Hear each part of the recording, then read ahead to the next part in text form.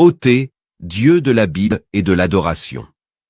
Nous l'avons à plusieurs reprises attiré l'attention sur l'emploi du nom Dieu dans la Bible et dans l'adoration qui n'est pas une traduction. C'est une substitution d'une entité à une autre. Nous devons savoir que le terme Dieu est le nom d'une idole, qui s'est imposée à la conscience populaire par l'Occident. Ce que nous voulons dire, c'est que l'Occident n'a pas seulement changé le nom d'Élohim en Dieu, mais il a introduit consciemment, et par un subtil maquillage, le culte de l'Élil-Dieu, qui est l'Élil-Sol. Le christianisme est devenu par cette pratique une adoration de Sol. La Noël est la naissance de l'Élil-Sol. Il faut dire tout net, la Noël, Pâques, le carême de 40 jours, etc. sont des cultes rendus à l'Élil-Sol ou Dieu.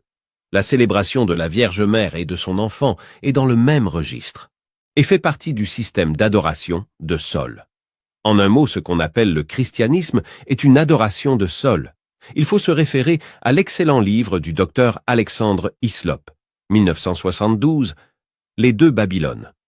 C'est ce constat qui nous fait dire que le changement d'Adonai en Théo, puis en Dieu, n'est pas une erreur ou une faute, mais une volonté de gommer Elohim et d'utiliser son livre et ses attributs pour faire la promotion d'un Élil, idole. Aujourd'hui, l'adoration chrétienne est une adoration de Lucifer par l'idole Sol, appelée Dieu.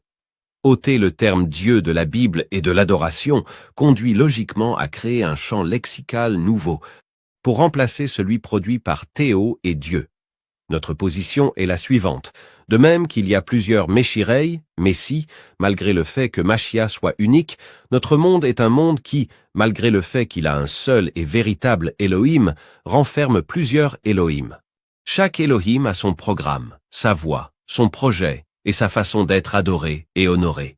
Il faut identifier les Elohim et leur voix et laisser la liberté de conscience et de choix. Nous condamnons la confusion des Elohim. Allah, Adonai, Dieu, sont des Elohim différents ayant souvent des exigences fondamentales antithétiques.